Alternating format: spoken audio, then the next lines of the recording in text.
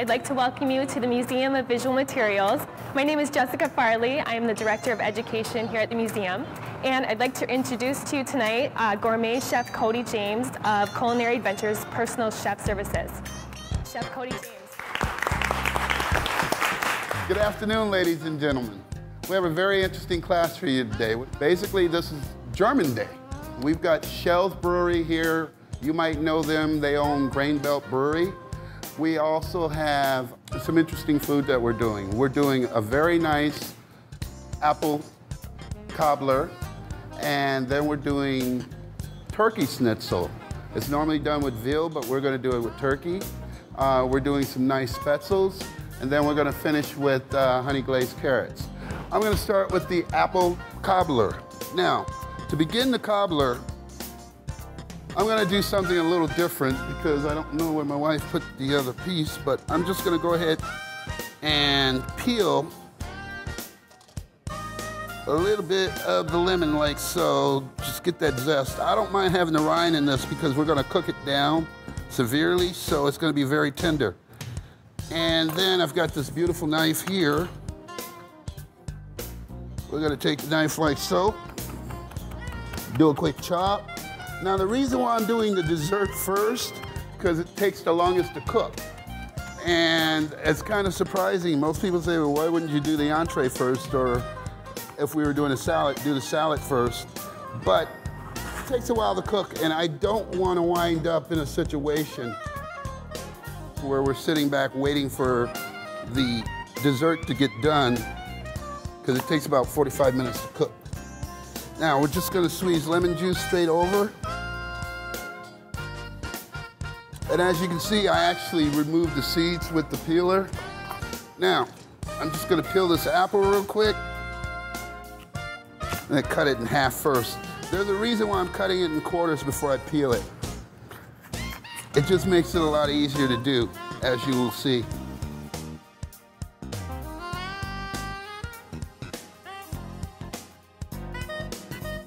And here we go. And I'm not going to use this. As you can see, I actually just pulled out all the apple that I actually need. So I'm only going to do half of this so I can show the preparation on it. Then just do a quick peel.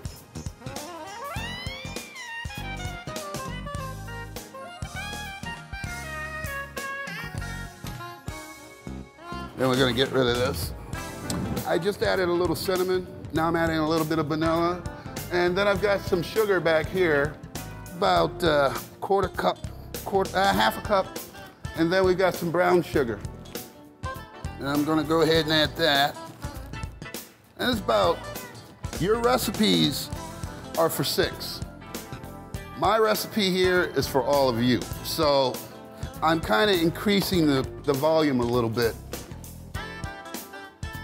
Then we're going to toss these apples like so. Get all that flavor in there nicely. Now I've got this bowl here, which is actually an insert for one of my chafing units. And we're just gonna go like so. I'm gonna go ahead and start the topping. Now, if you take a look at that, you'll see that everything's covered nicely and evenly, but it's not overly coated. And that's very important. You can kind of look at a cobbler and see by how the apples are coated if you have enough of everything you need in there. And as you can see, it's lightly coated, very evenly coated, and it's gonna be a very tasty cobbler. I got flour here.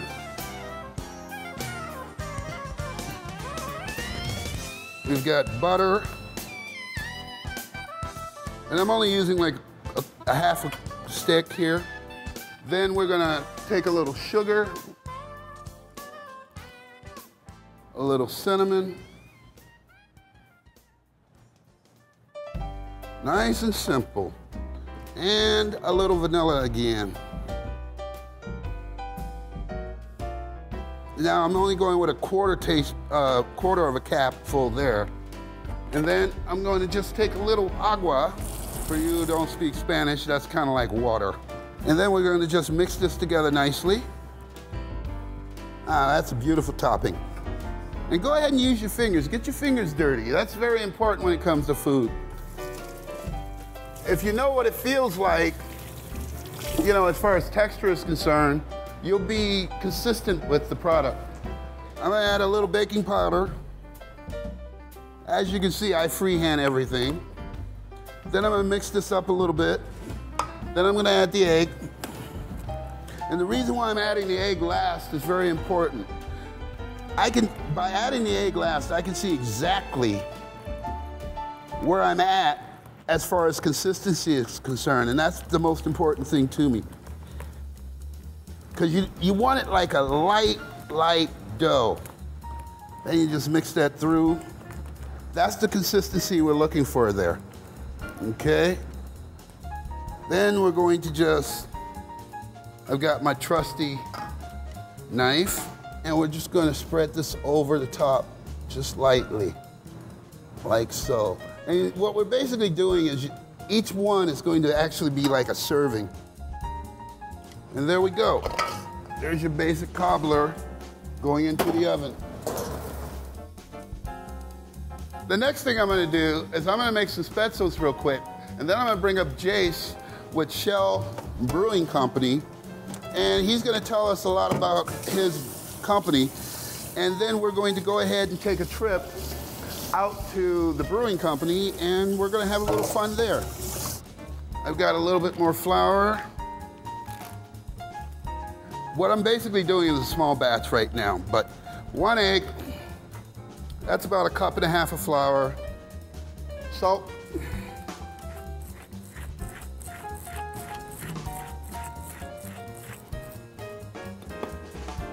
lemon pepper,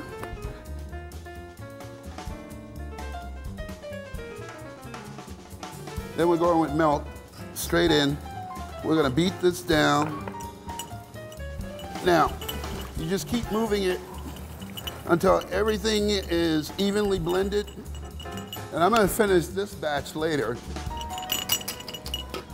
Reason why is because I cheated. I actually made some earlier.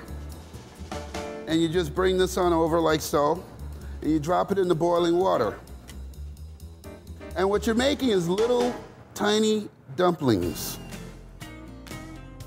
Now the reason why I made this batch earlier is because, and this is very important, you want the batter to rest for about 15 minutes, because that way the flour works its way out. All the gluten that's in the flour works its way into the batter, and then you don't have lumps. Now this takes about, once you get it all in the pot, you let it come to a boil, and then you let it rest, or boil, I should say, for approximately 3 to 5 minutes until they're all floating, and you test it and you make sure that they're solid. Our special guest for the evening is Jace with Schell Brewing Company. Come on over, Jace.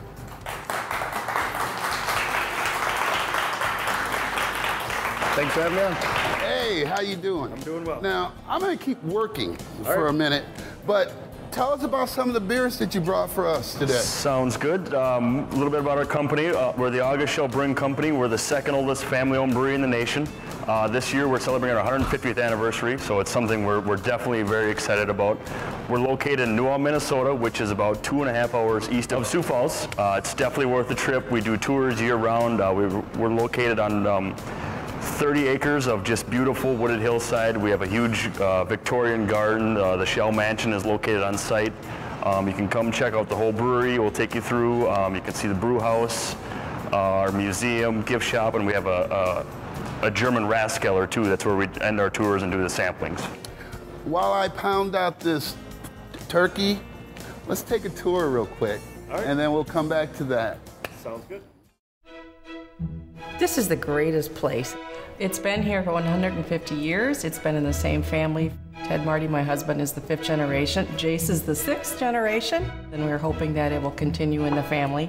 It has survived Prohibition. It has survived the Dakota Indian Uprising, which was in the area in 1860. In the past 150 years, brewing has changed a lot here at Schell's Brewing Company. When the brewery was first founded, there was no running water, no indoor plumbing, electricity. You had to get your water from a stream, and you cooled the beer with ice that you harvested in the wintertime. I mean, it was a tough time then. Originally, they were all delivered in big wooden kegs on a horse-drawn beer wagon, and so as far as your horses could go round trip in one day, that's as far as you would deliver beer. Today, we're in 7 states. We, have distributors all over the place. The Minnesota, the Dakotas, Iowa, Nebraska, Wisconsin, Michigan. So we've come a long way.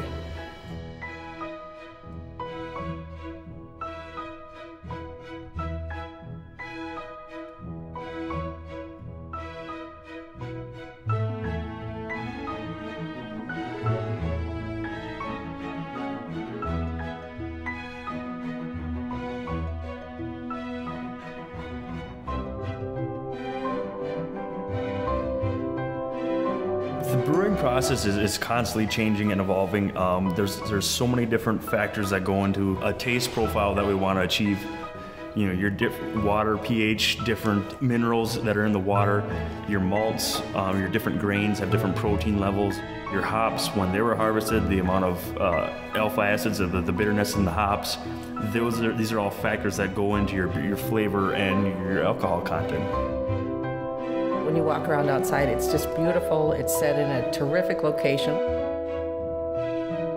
Where else can you go where you have peacocks that just wander through the grounds?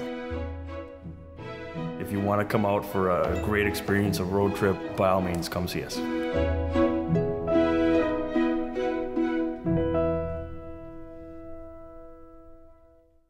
Hey, ladies and gentlemen, we're back. Thank you for sticking around. Now, the next thing I'm going to do is I'm going to strain off the Spätzle real quick and just get this stuff chilling.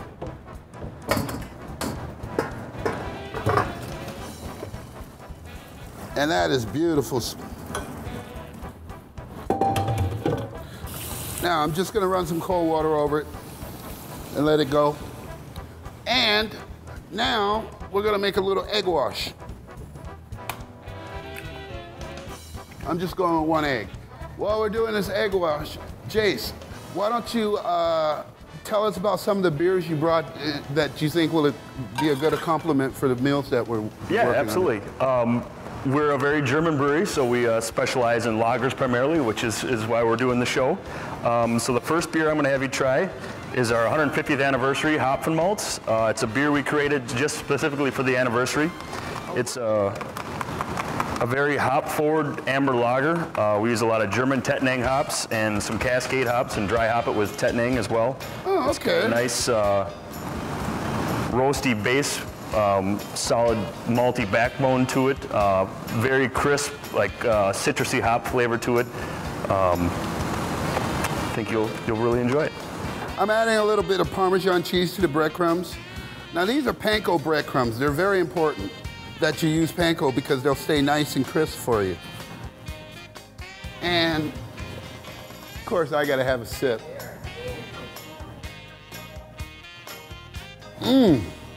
That is delicious. Do you sell this beer locally? Yeah, we do.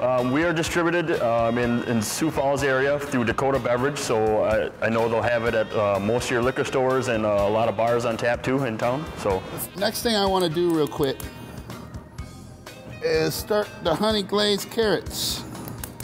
Now, the honey glazed carrots are really, really, really easy. We're just going to, real quick, put about a stick and a half of butter. Now, I'm doing a lot of butter because I'm doing a lot of carrots, okay? That's why I brought such a big saute pan.